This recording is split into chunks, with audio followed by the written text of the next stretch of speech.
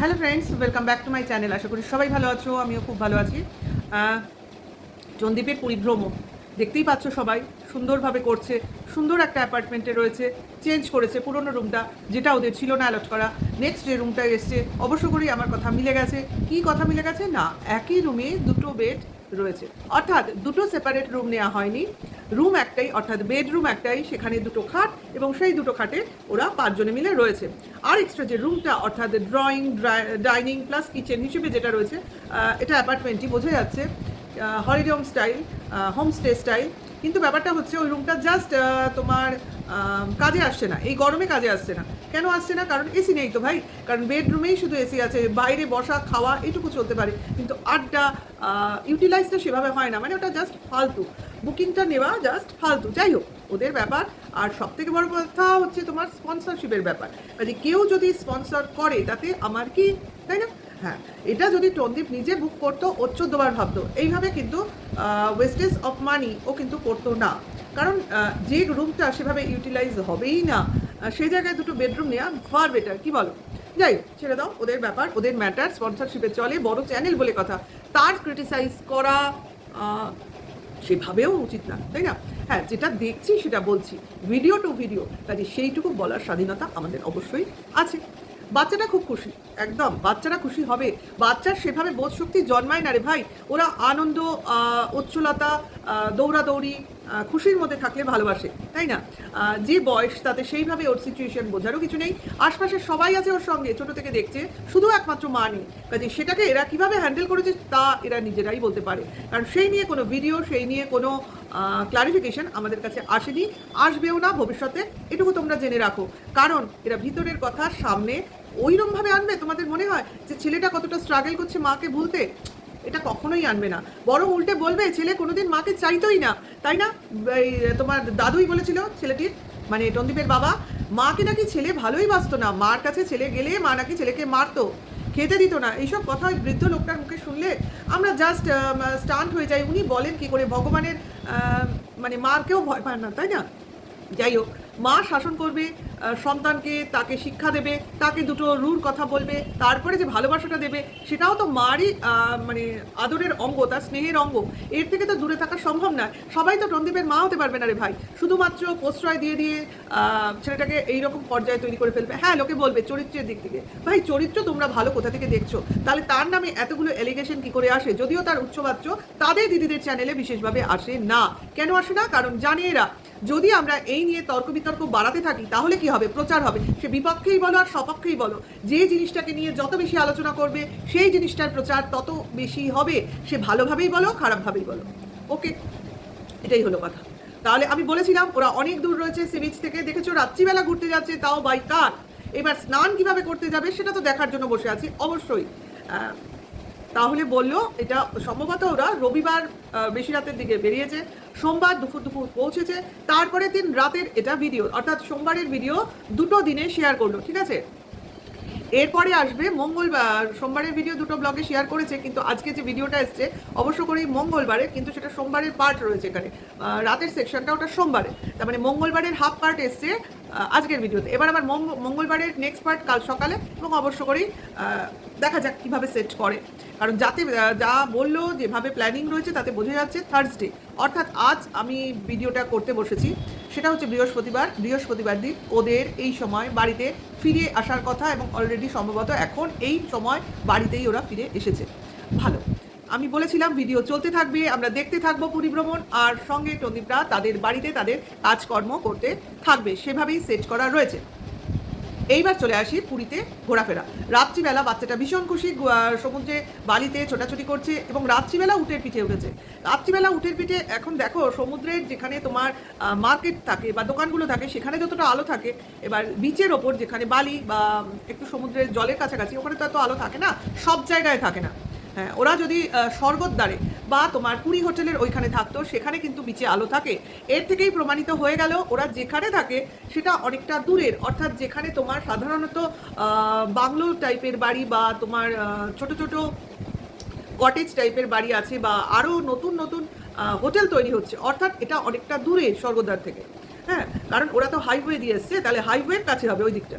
সেটা যাই হোক, সেই জন্য সমুদ্রের বিচে ওখানে আলো নেই, তোমার কি বলে ওটাকে উটের পিঠে উঠছে, অথচ ছবিটা খুব ভালোভাবে স্পষ্টভাবে আসেনি। এটা যদি দিনের বেলা করতো তাহলে আরও সুন্দরভাবে ইমেজটা আসতো। বিশেষ করে ওরা উটগুলোকে এত সুন্দর করে সাজায়, তোমার কালারফুল কাপড় টাপড় দিয়ে, চাদর টাদর দিয়ে, এবং তোমার এটা ছবির জন্য ভীষণ পারফেক্ট। কারণ আমি রিসেন্টলি গেছি, আমারও কয়েকটা ছবি তোলা আছে, কিন্তু এখন অবধি আমি এতটাই লেজি হয়ে গেছি, ওই ছবিগুলো আমি এখনও পাবলিক করতে পারিনি। দেখবো, চেষ্টা করবো ইনস্টাগ্রামে দেওয়ার, অবশ্য করি, আমি তো তাই দিই ফেসবুক ইনস্টাগ্রামে। যাই হোক, আমার কথা পরে, ওদের কথা আগে। এখন দেখো সমুদ্র তীরে হাওয়া হবেই, সেখানে মুড়ি মাখা খাচ্ছে, মানে ঝালমুড়ি, মুড়ি উড়ে যাচ্ছে স্বাভাবিক। সেই জন্য সমুদ্রের দিকে পিছন ফিরে দাঁড়াতে হয়। বাচ্চাটা ভীষণই দূরত্ব, ছেলেরা দূরত্ব হবে, মেয়েরা দুরন্ত হবে, সে তো ঠিকই, দুরন্ত ওটা তো করবে, সেটা তো স্বাভাবিক।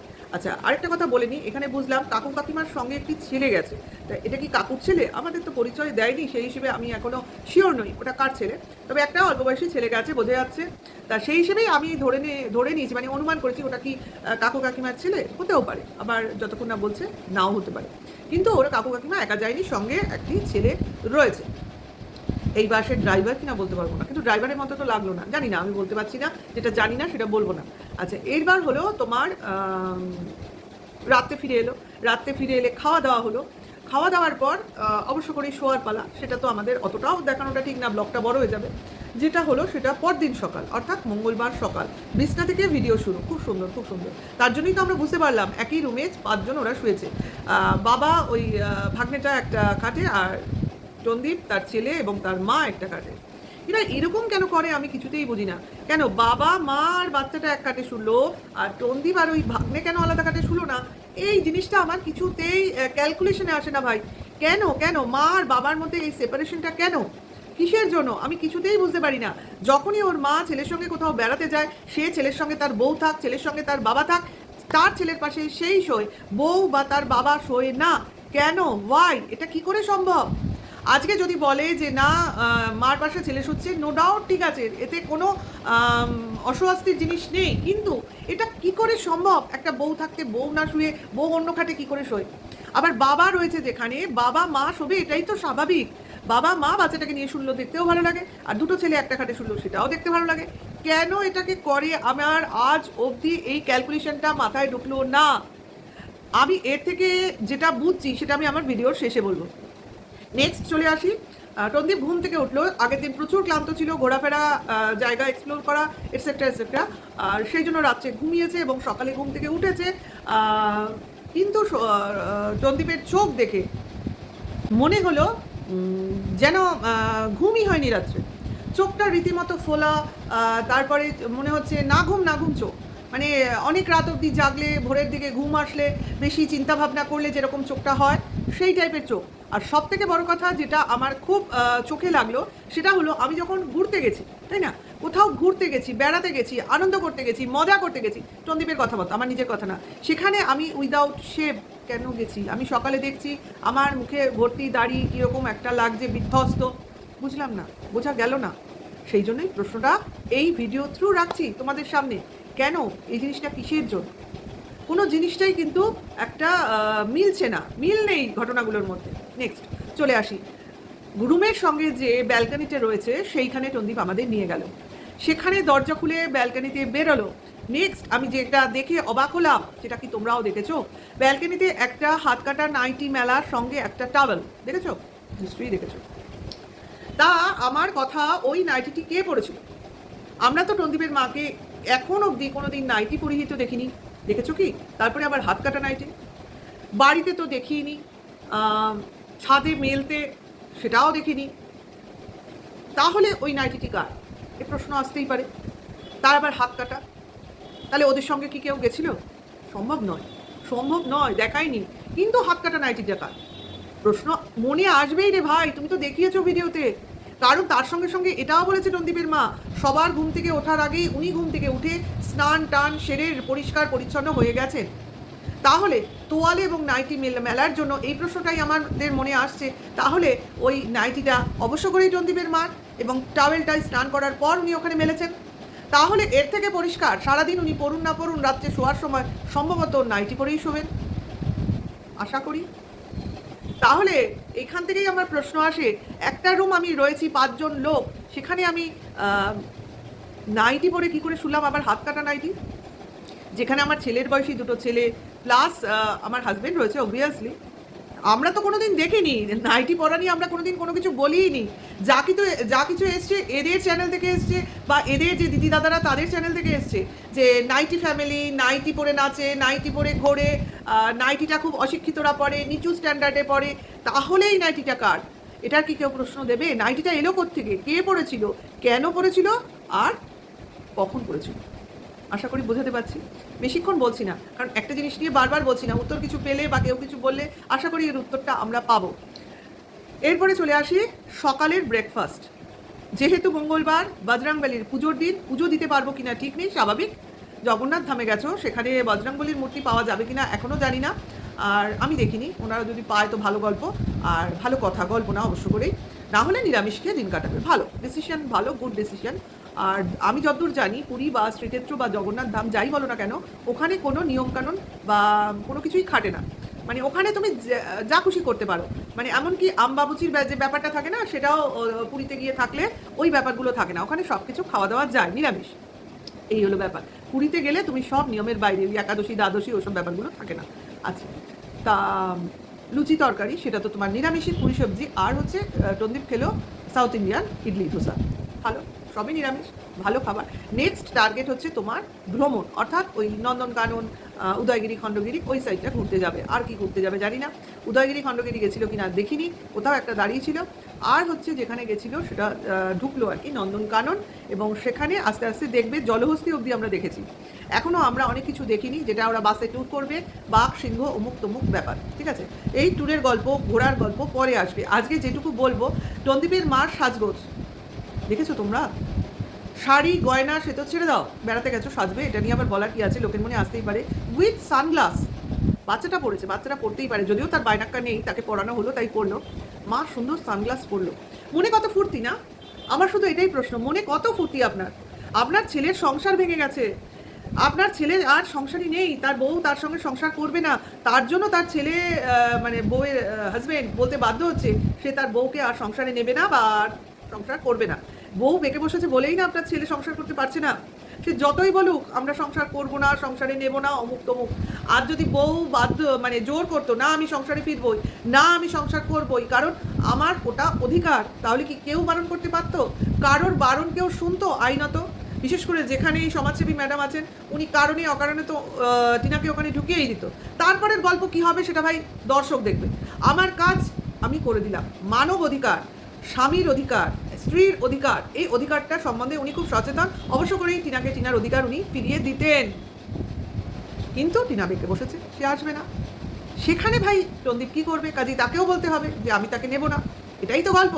তাই আপনি যখন দেখছেন একটা স্বামী স্ত্রীর সংসার ভেঙে যাওয়ার মুখে, আপনার নিজের ছেলেরে ভাই তার সংসার যেতে বসেছে, তবু আপনার মুখে এত হাসি, মনে এত ফুর্তি, শরীরে এত সাজ পোশাক, চোখে সানগ্লাস, টোটাল লিপস্টিক, তাহলে এই যে সবাই টিনার মাকে বলে রিলস করছে, অমুক করছে, লিপস্টিক দিয়ে ঘুরে বেড়াচ্ছে, মনে এত ফুর্তি কী করে করছে? তাহলে এখন টন্দীপের মাকে গিয়ে এই প্রশ্নগুলো করুস, কারণ টিনার মাকে গিয়ে তো প্রশ্নগুলো করতে পারছে না ডাইরেক্ট, আর টন্দীপের মা তো অ্যাভেলেবেল, তাকে গিয়ে প্রশ্নগুলো করুক, কী করে পারছে, কী করে ফুর্তিতে আছে, কী করে খুশিতে আছে, কেন আছে, কিভাবে এটা সম্ভব হচ্ছে? সবাই সব করতে পারছে দেখে লোকের যে এত সমালোচনা হচ্ছে, তাদের মনে তো এখন জিজ্ঞাসাই জিজ্ঞাসা, কী করে পারছে, কী করে পারছে? যদি টিনার মা কেন আছে যদি বলি, তাহলে মেয়েটা যে কষ্টে আছে, তার ছেলে থেকে দূরে আছে, তাকে ভুলে রাখার জন্য মা চাইছে মেয়ে যাতে এইসব রিলস, ব্লগিং এইসব দিয়ে মনটাকে ভুলে রাখে, তার জন্য তাকে খুশিতে রাখতে চেষ্টা করছে। আর যে সব নিয়ে বসে রয়েছে তার মা, তাহলে কিসে এত আনন্দ রয়েছে? অবশ্য করি, কারণ তার ছেলের কোনো কিছু ডেফিসিট হয়নি, তার নাতিটাকেও হাতছাড়া করতে হয়নি, টাকা পয়সাও সে তার নিজের আয়ত্তে রাখতে পেরেছে, এমনকি এখনও কোনো কিছু বৌমাকে দিতে হয়নি, কারণ বৌমা তো ডিভোর্সই চায় না। কাজে বুঝতে পারছো, নিজের জায়গায় সব কিছু ঠিক আছে ভেবে ছেলের পক্ষের মা খুশিতে রয়েছে। এখন কিছুটা দেখানোও হতে পারে, কিন্তু ভাই এতটা দেখানো, এতটা মজা, এতটা আনন্দ, সঙ্গে যারা গেছেন তারাও কিছু না কিছু ভাবছেন নাকি, যে একটা ছেলের সংসার ভেঙে যাচ্ছে, একটা বাচ্চা তার মাকে পাচ্ছে না, সেখানে এই ভদ্রমহিলা এইভাবে সেজেগুজে ফুর্তিতে আনন্দে লাফালাফি করতে কী করে পারে? এটুকুই বললাম, এটুকুই বলবো বলেছিলাম আগে, সেটাই বললাম যে ওর মার কি চরিত্র চোখে পড়ছে ভাই, সত্যি এইরকম মা যদি ঘরে ঘরে থাকে ছেলেমেয়েরা সংসার করতে পারবে না। ভিডিওটা এখানেই শেষ করছি। ভালো লাগলে লাইক কমেন্ট শেয়ার করো, নেক্সট ভিডিও ওয়েট করো, নতুন হলে সাবস্ক্রাইব করো, নোটিফিকেশনটা অন করো। Tata, by.